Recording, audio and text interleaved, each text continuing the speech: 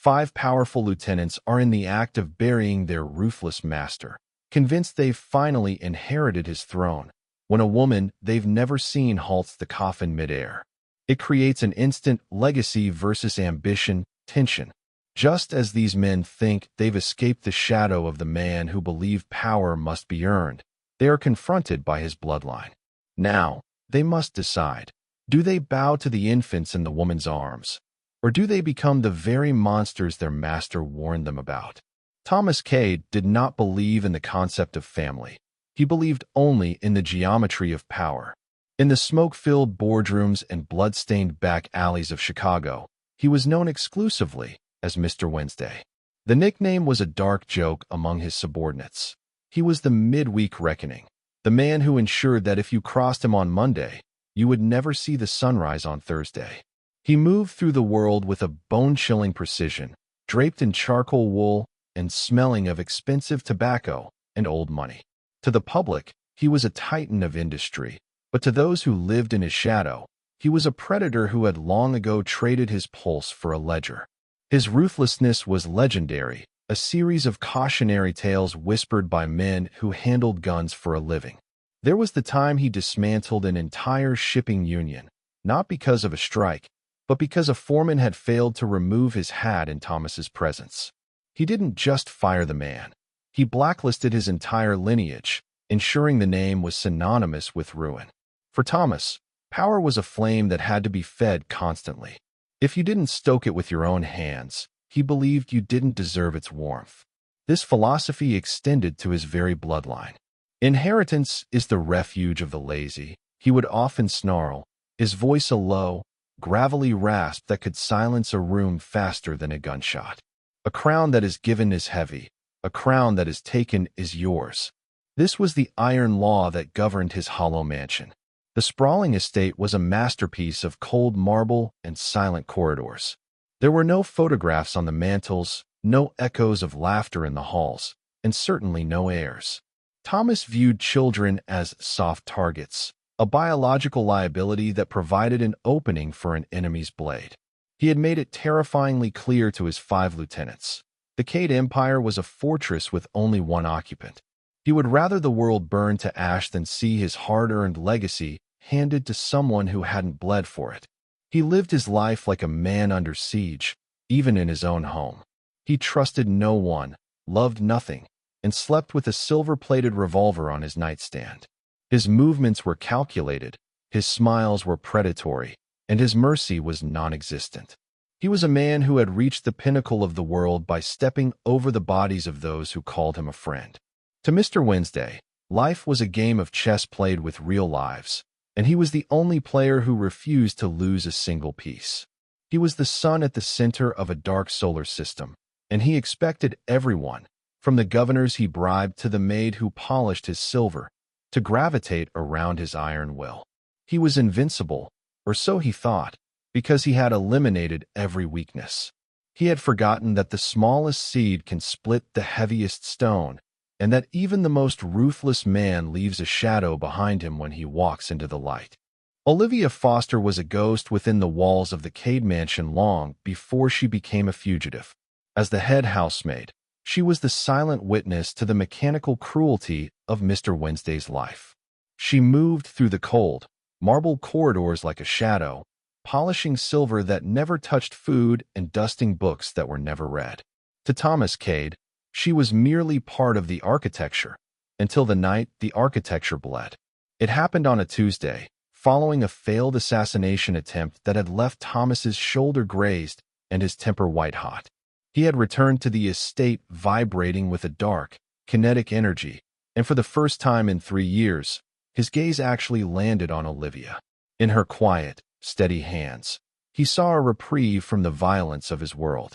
The affair that followed was brief, intense, and conducted in a silence so profound it felt like a secret religion. It wasn't born of love, but of a collision between his absolute power and her absolute invisibility. For those few weeks, Olivia lived in a trance of silk and shadows, but she was never under any illusion. She knew the man who held her was the same man who had ordered the execution of his own cousin for a minor lapse in loyalty. When the first wave of morning sickness hit her in the quiet of the servants' quarters, it didn't feel like a miracle. It felt like a countdown to her own funeral. The realization was a paralyzing frost in her veins.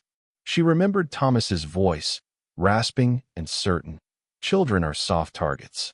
To him, a pregnancy wouldn't be a gift. It would be a breach of security, a biological mutiny that needed to be suppressed. If she stayed, she knew the best-case scenario was a forced procedure in a private clinic. The worst was a shallow grave in the woods to ensure his iron rule remained untainted by the weakness of an heir.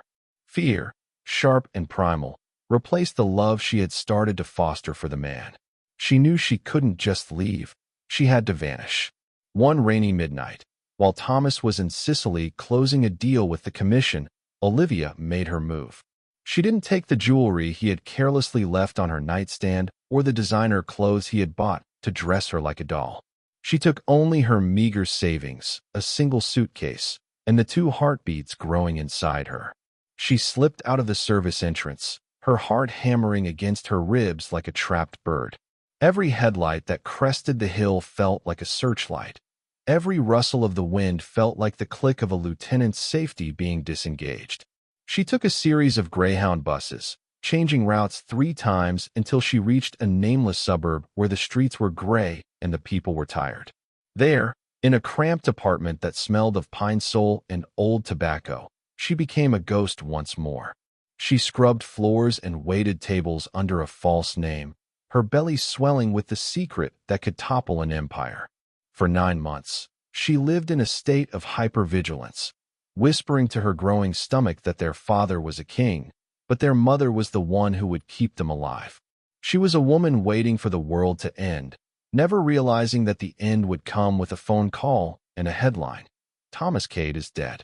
Only then did she realize that the most dangerous place to be wasn't in hiding.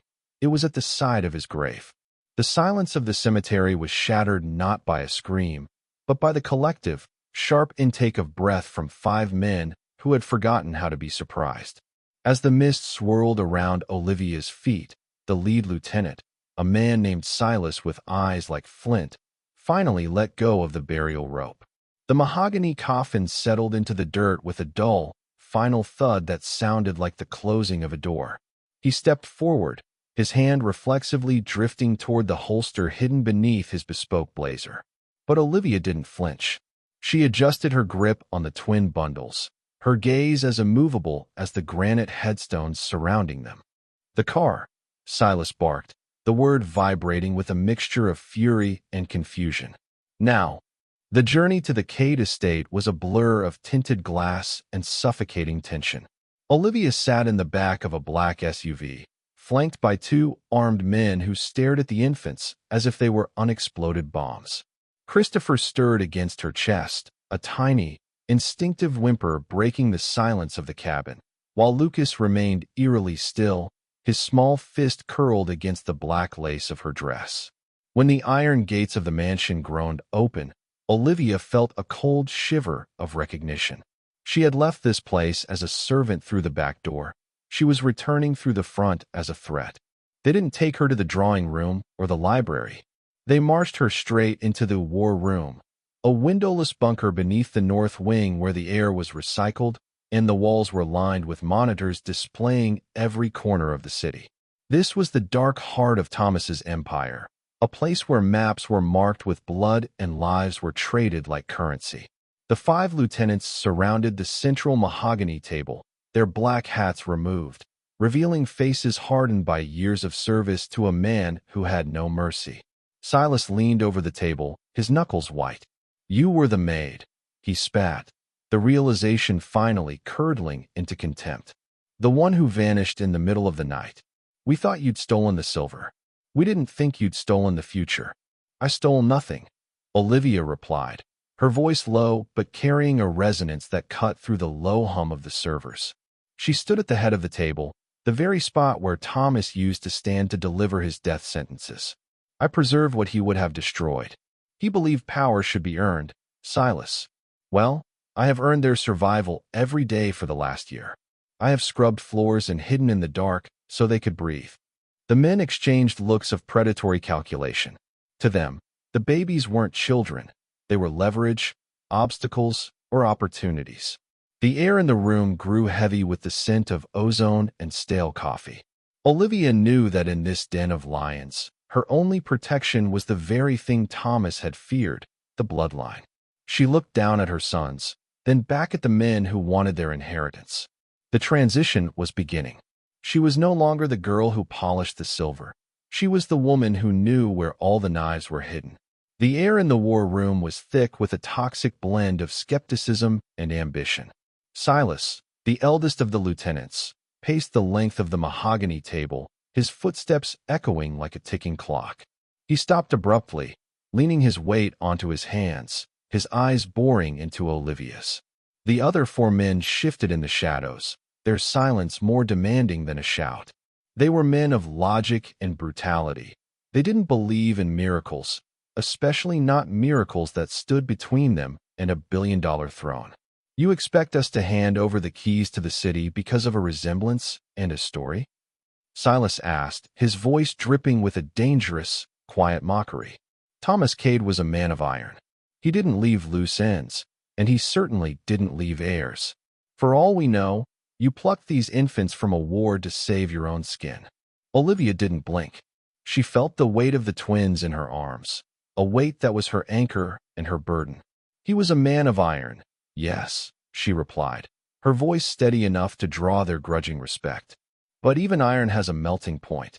You weren't there in the quiet hours, Silas. You saw the Titan. I saw the man who was terrified of leaving nothing behind but blood and ash. The youngest lieutenant, a sharp-featured man named Elias, stepped forward. Words are cheap, Olivia. In this world, blood is the only currency that doesn't lose its value. We've already summoned a doctor. We're going to run a DNA profile. If these boys aren't his, you won't leave this basement. And neither will they. A cold dread clawed at Olivia's heart, not because she doubted the truth, but because she knew how easily blood could be faked or discarded by men who didn't want to see the result. She realized then that the truth wouldn't be enough to protect her sons. She needed leverage, the kind of power that even a DNA test couldn't provide. Go ahead, she said, her chin lifting in a gesture that mirrored Thomas's own arrogance. Draw their blood. Prove what I already know. But while you wait for the lab results, ask yourselves why I would come back to a place that wanted me dead if I didn't have a guarantee. She reached into the hidden pocket of her morning dress and pulled out a small, jagged piece of blackened steel. It hung from a simple chain, looking unremarkable to an outsider, but the room went deathly silent the moment it caught the overhead fluorescent light. It was the master key to Thomas's private vault, the black box rumored to contain the digital keys to his offshore accounts and, more importantly, the physical files he kept on every man in this room. He never wanted a child, he told you, Olivia whispered, stepping closer to the table until she was the one looming over Silas. But he gave me this. He told me that if anything ever happened to him, this key was the only thing that would keep the vultures from picking his bones clean. This key doesn't just open a door, it opens your lives. Every bribe, every shadow, every sin you committed in his name is behind that lock. The power dynamic shifted in a heartbeat. The lieutenants looked from the key to the babies, and then back to the woman they had dismissed as a servant. They realized they weren't just looking at a mother, they were looking at a gatekeeper. The DNA test was no longer a threat, it was a formality. Olivia Foster had just shown them that while the boys had Thomas's blood, she was the one who held his soul. The transition from the sterile cold of the war room to the lavish isolation of the Cade nursery felt like moving from one cell to another. The suite was a masterpiece of mahogany and white silk, outfitted with the finest linens and soundproofed walls, but to Olivia, it felt like a gilded cage. Armed guards stood like statues outside the heavy oak doors, their presence a constant reminder that she was no longer a guest, but a high-value asset being held in escrow.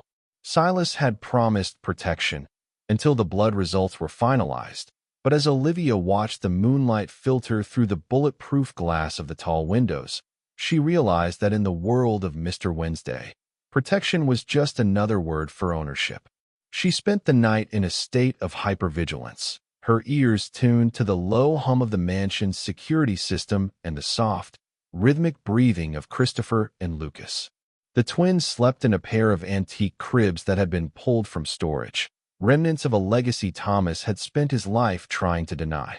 Around 3 in the morning, a sudden, unnatural silence fell over the grounds. The crickets in the garden stopped their chirping, and the distant bark of a patrol dog was cut short. Olivia stood up from the velvet armchair, her heart hammering against her ribs. She didn't hear the shot. In the world of high-end assassinations, the sound never travels as fast as the intent. Instead, she saw the tiny, vibrating red dot of a laser sight dancing across the white swaddling clothes of Lucas's crib. It was a frantic, terrifying needle of light. Olivia moved with a primal speed she didn't know she possessed. She lunged across the room, scooping both infants into her arms just as a silent shatter echoed through the room. The reinforced glass didn't break, but it spiderwebbed around a single, forceful impact point, a high-caliber round that would have claimed the heir to the Cade Empire if Olivia had been a second slower. The room erupted into chaos. The heavy doors were kicked open as Silas and his tactical team poured in, their weapons drawn, shouting orders into their radios. The lights flickered on, blindingly bright, as the mansion went into full lockdown. Metal shutters hissed shut over the windows, sealing them into total darkness. Olivia huddled on the floor in the corner of the room, her body shielding the babies, her breath coming in ragged gasps. Silas knelt beside her, his face a mask of cold fury. They missed, he muttered, more to himself than to her. The marksman was on the ridge. Professional. Someone doesn't want to wait for the DNA test. Olivia looked up at him, her eyes hard and hollowed by terror. She saw the way he looked at the shattered window, and then at the babies. He wasn't relieved they were alive because of a sense of morality. He was angry that his property had been tampered with. She realized then that the threat didn't just come from the outside. The lieutenants were guarding her not to keep her safe, but to ensure that whoever inherited Thomas's throne was under their thumb. She was trapped between the sniper in the woods and the monsters in the hallway. The mansion wasn't a fortress anymore. It was a hunting ground, and she was the only one standing between the predators and their prize. The blackout shutters remained sealed long after the sun should have risen, turning the nursery into a tomb of artificial light and stifling tension. While the tactical teams scoured the grounds for a phantom marksman, Olivia sat on the floor between the two cribs, the blackened steel key clutched so tightly in her palm that its jagged teeth bit into her skin. She realized that she was no longer waiting for a DNA test to define her future. She was waiting for an executioner. The sniper's bullet had proven that the lieutenants were not a unified front. One of them wanted the heirs dead, and the other four simply wanted them as puppets. With a resolve born of desperation, Olivia used the distraction of the mansion's lockdown to do what she had never dared as a maid. She slipped into the master suite, her footsteps swallowed by the plush Persian rugs. Behind a portrait of a storm-tossed sea in Thomas's private study lay the black box, a safe forged from reinforced titanium that required the very key she held. As the lock clicked open with a heavy, mechanical sigh, Olivia didn't find gold or diamonds. She found a leather-bound ledger, its pages filled with Thomas's meticulous, razor-sharp handwriting. This was the ghost ledger, a record of every shadow Thomas Cade had ever cast. As Olivia flipped through the pages, her breath hitched. It was a map of betrayal. Thomas had never trusted his lieutenants. He had spent years documenting their secret sins, keeping them on a leash made of blackmail. She saw Silas's name linked to a private offshore account funded by the very rivals Thomas had spent millions to destroy. She saw Elias's signature on a manifest for a shipment of narcotics that had vanished 3 years ago, a shipment Thomas had blamed on a rival family, sparking a war that had killed dozens. But it was the final entry, dated only a week before Thomas's death, that made the blood turn to ice in her veins. It was a transcript of a recorded conversation. One of his own was negotiating the price of Thomas's life. The traitor wasn't just a greedy subordinate. They were a conspirator in his assassination. The record cut off before the name was explicitly written, but the details of the Black Dinner, an upcoming meeting to finalize the division of the city, were all there. Olivia closed the book, her hands trembling. She finally understood the true nature of the Iron Rule. Thomas hadn't just been ruthless. He had been a man surrounded by vipers, holding a torch to keep them at bay. Now, that torch was in her hands. The ledger wasn't just evidence. It was a weapon. She realized that she didn't need to fear the lieutenant's guns if she held their lives in her notes. She tucked the ledger into the hidden lining of her dress just as the study door creaked open. Silas stood in the threshold, his silhouette framed by the dim hallway light. He looked at the open safe, then at Olivia, his eyes narrowed with a predatory curiosity. Olivia didn't flinch. She stood tall, the weight of the twins' future and the weight of the dead man's secrets anchoring her to the floor. The maid was gone. In her place stood a woman who had just realized that in the Mafia, the most dangerous ghost isn't the one in the grave, but the one who knows the truth. The weight of the ledger against Olivia's ribs felt like a loaded weapon, dangerous, heavy, and impossible to ignore. She knew that simply possessing the secrets of the 5 lieutenants wasn't enough. She had to deploy them before the Black Dinner became her own wake. To survive, she needed more than a key and a bloodline. She needed an ally who was hungry enough to betray the old guard, but smart enough to see that she was the only path to a future that didn't end in a prison cell or a gutter. She chose Elias. He was the youngest, a man whose ambition was a sharp blade that often cut his own hands. While Silas relied on the momentum of the past, Elias looked at the world through the lens of data and digital shadow empires. He was the one who managed the syndicate's offshore nodes, and he was also the one Thomas had caught siphoning funds into a shell company meant to buy his way out of the life. Olivia sent for him under the guise of discussing the infant's security. When he entered the library, his posture was a mixture of boredom and predatory intent, but it vanished the moment Olivia slid a single, photocopied page of the ledger across the mahogany desk. It was the manifest of the narcotics shipment he had diverted, the one that had cost Thomas Cade $20 million and 3 of his best men. Elias froze. The color drained from his face, leaving his skin the shade of damp parchment. "Where did you get this?" he whispered, his hand hovering over the paper as if it were cursed.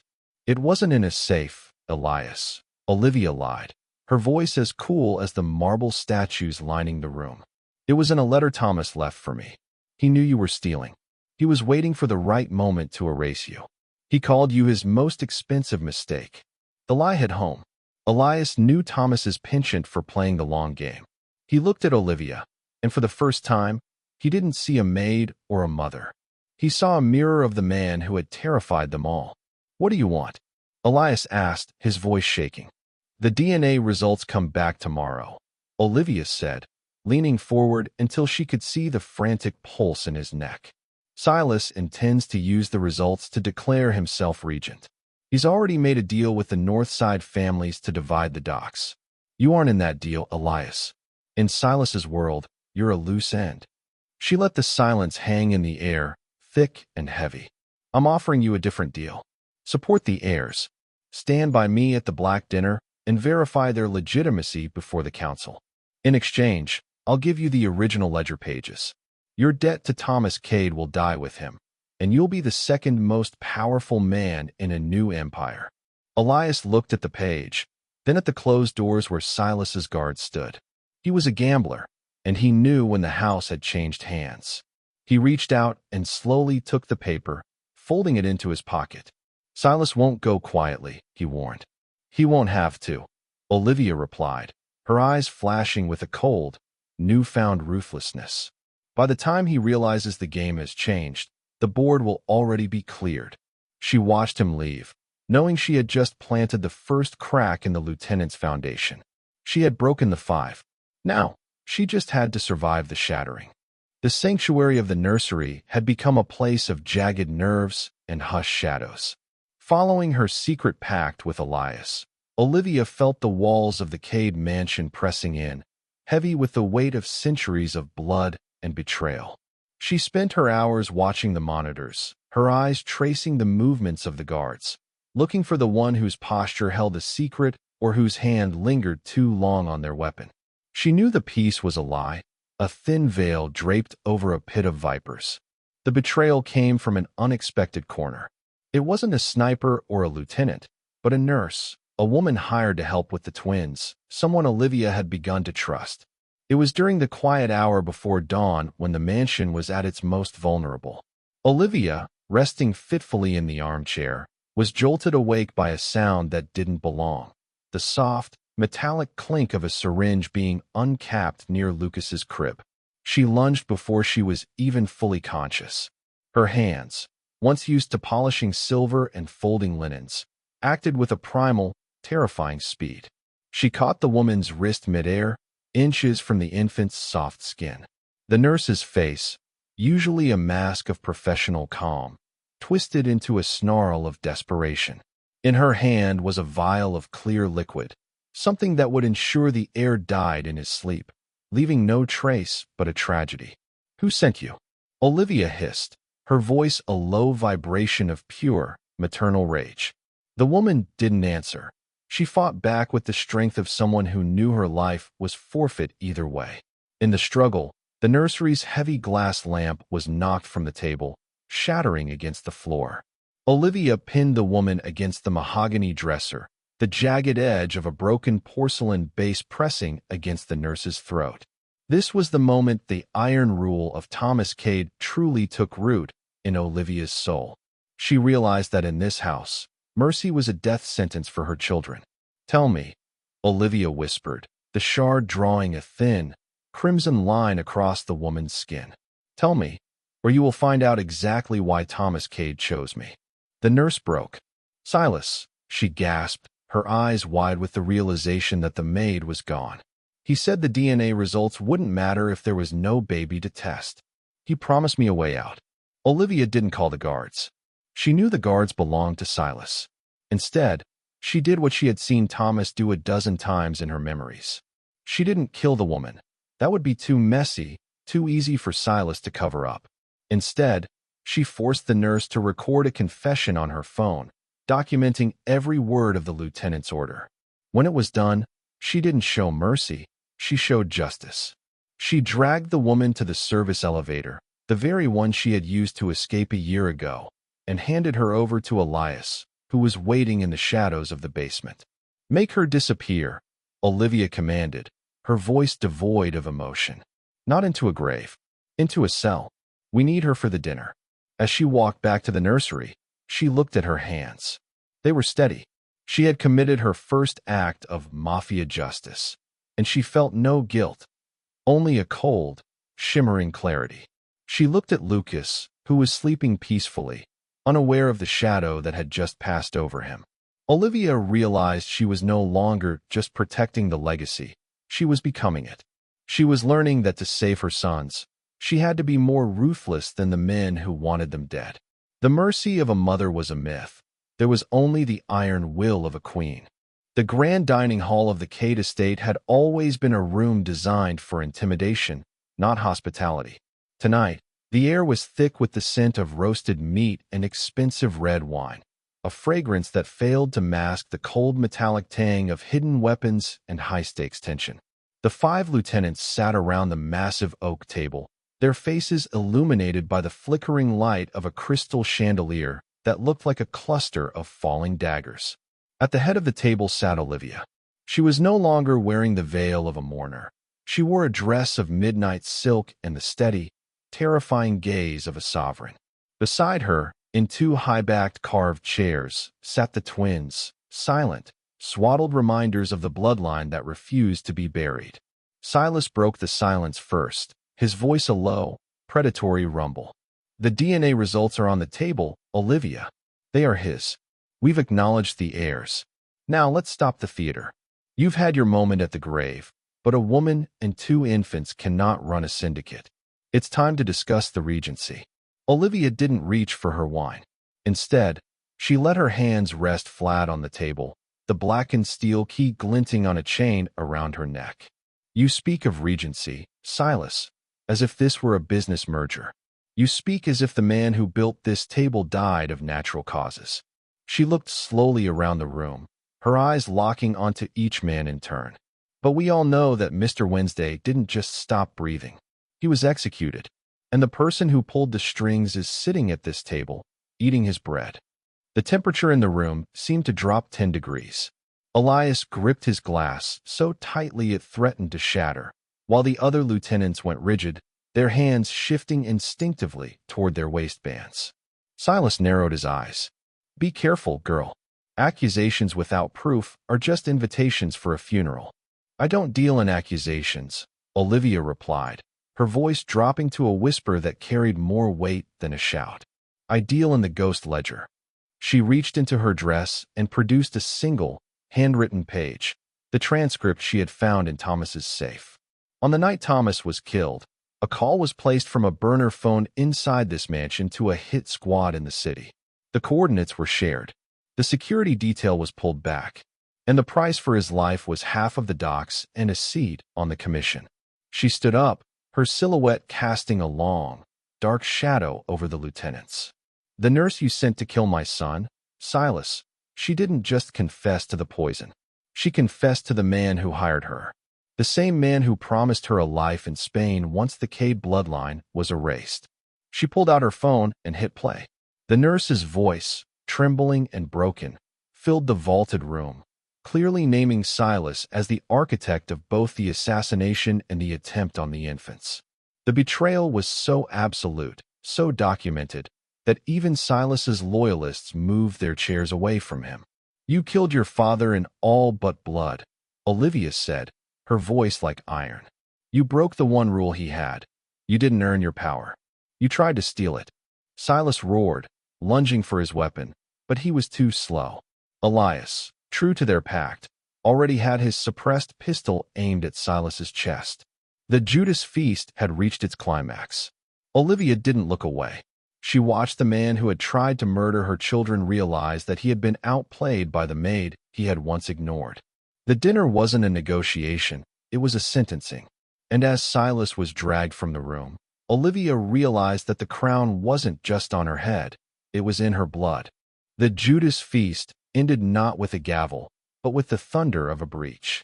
As Silas was dragged away, the heavy oak doors of the dining hall didn't just close, they were blown off their hinges. The betrayal ran deeper than a single nurse or a stray phone call. Silas had prepared for his failure, and as the sirens began to wail across the estate, Olivia realized that the traitor had brought a small army to the gates. The Black Dinner had officially transitioned into a massacre. The air was instantly choked with the acrid smell of cordite and the fine, white dust of pulverized plaster.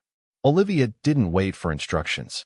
She snatched Christopher and Lucas from their chairs, shielding their small bodies with her own as the first volley of gunfire shattered the crystal chandelier above the table. Fragments of glass rained down like diamond hail, sparking in the emergency red lights that hummed to life. To the basement, Elias screamed over the deafening roar of automatic fire. He and the remaining loyalists formed a tight perimeter around Olivia, their suppressed pistols barking in the gloom. The mansion, once a symbol of untouchable power, was being dismantled in real time. Portraits of long-dead Cades were shredded by bullets. Ming vases exploded into dust. The attackers were efficient, Silas's personal guard, augmented by mercenaries who didn't care about the bloodline, only the bounty on the heirs' heads. They fought floor by floor, a retreating dance of blood and iron.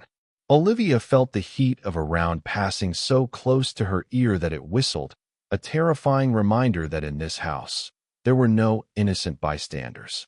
She didn't feel like the maid who had run away anymore. She felt a cold, jagged clarity. Every time she looked down at the wide, frightened eyes of her sons, her grip on the ghost ledger and the infants tightened. She wasn't just a mother. She was the last wall of defense for the Cade Empire. In the grand foyer, the siege reached its peak. The front entrance was a kill zone.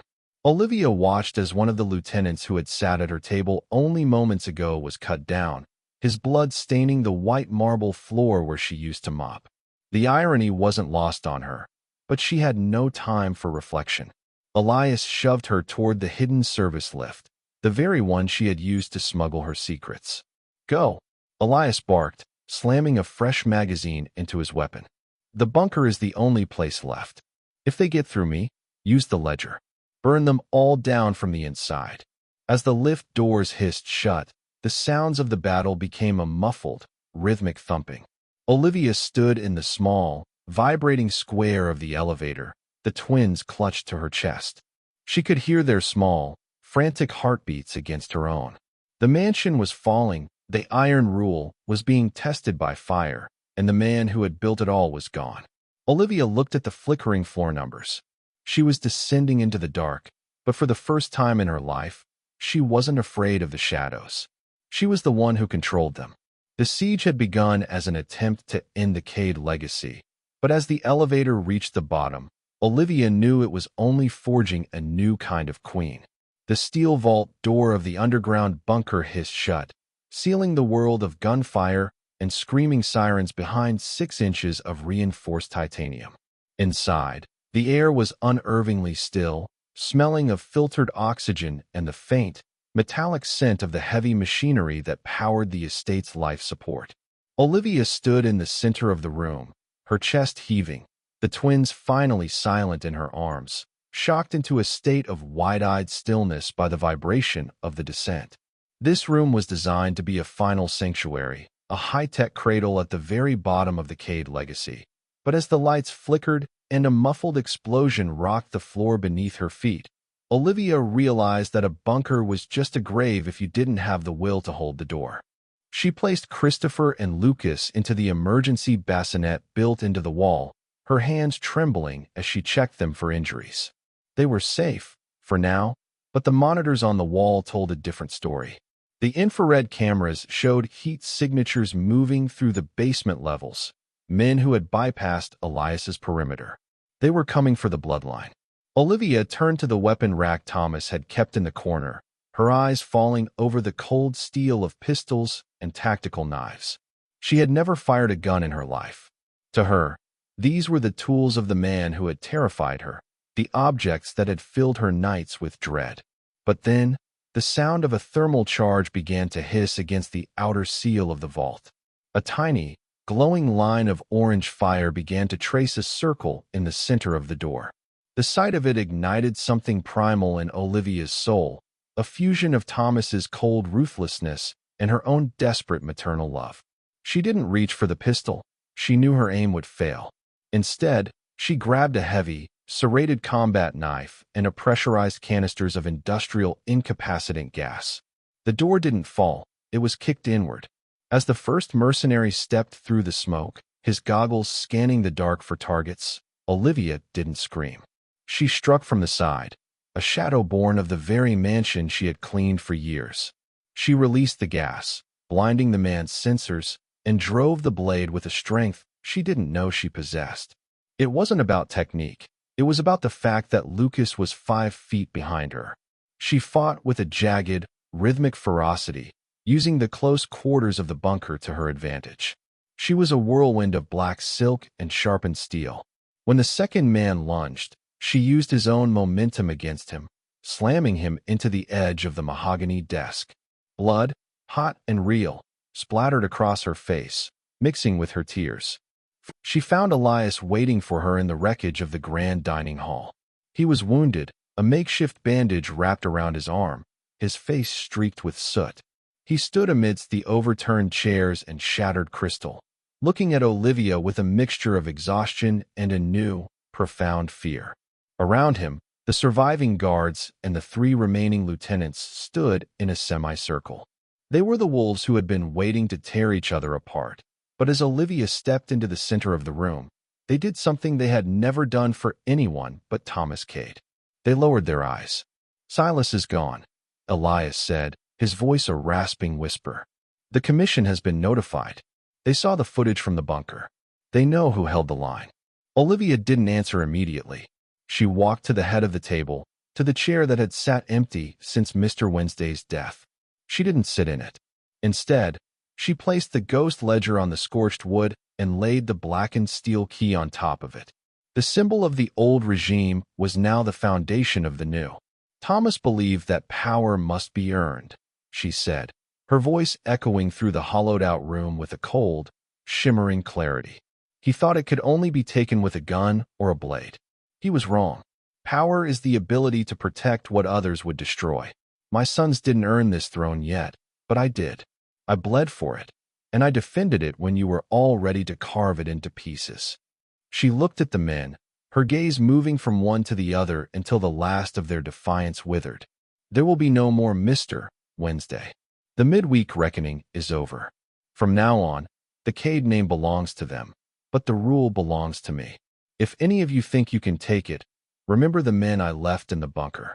The transition was absolute.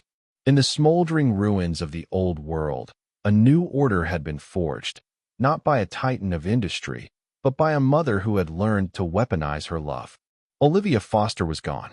In her place stood the matriarch of the city, a woman who had transitioned from the shadows of the mansion to the seat of the empire. As she looked out over the broken gardens, she knew the road ahead would be paved with further challenges, but for the first time, she wasn't running. She was exactly where she was meant to be. The transition from a night of fire to a morning of iron was complete. 6 months had passed since the siege of the Cade Manor, and the city of Chicago no longer whispered the name of Mr. Wednesday with the same fearful nostalgia. Instead, a new name commanded the silence of the boardrooms and the respect of the back alleys: Olivia Rossi Cade. She had not only survived the vultures, she had rebuilt the nest. The mansion, once a cold monument to a man who lived without a heart, had been transformed. The bullet holes in the marble foyer were gone, replaced by soft rugs where Christopher and Lucas now took their first stumbling steps. Olivia stood on the wide stone balcony that overlooked the sprawling city skyline, the same spot where Thomas used to stand to survey his kingdom. But she didn't look like a woman under siege. She wore a suit of tailored ivory, a stark contrast to the mourning black that had once defined her. She had proven to the commission, the police, and the rival families that she wasn't a regent holding a seat for ghosts. She was the seat. She had earned her power, exactly as Thomas had dictated, but she had done it on her own terms. She hadn't used fear to crush the unions. She had used the ghost ledger to expose the corruption that held them back, turning them into loyal allies. She hadn't ruled through bloodbath. She had ruled through a calculated intelligence that made war too expensive for her enemies to contemplate. She had taken the iron rule and tempered it with the one thing Thomas never understood: loyalty that wasn't bought with a paycheck, but earned through protection. Elias stepped out onto the balcony, his arm fully healed, though a thin scar remained as a badge of the night they stood together. He handed her a folder, the final liquidation of Silas's remaining assets. "The last of the old guard has been cleared out," he said, his tone one of genuine deferential respect. "The city is quiet. They're calling you the White Queen in the North Side." Olivia smiled, a small, sharp expression that held no warmth for her enemies but infinite depth for her sons. "They can call me whatever they like, as long as they remember that the locks have changed." She looked down at the twin boys playing at her feet. They were healthy, happy, and shielded from the darkness that had birthed them. Thomas had wanted a legacy that was earned, and Olivia had given it to him. She had taken his name, his empire, and his blood, and she had washed them clean. She had proven that a mother's love wasn't a soft target. It was the most resilient force in the world. As the sun dipped below the horizon, bathing the city in a deep, regal gold, Olivia realized that her story wasn't about the man who died, but the woman who lived. She had moved from the shadows of the silver polish and the silence of the maid's quarters to the pinnacle of power. She wasn't a ghost wearing her skin anymore. She was the architect of a new era. The legacy of Mr. Wednesday was dead, and in its place, the legacy of Olivia Foster had finally, truly begun. She had earned her throne, and she would make sure her sons never had to bleed to keep it.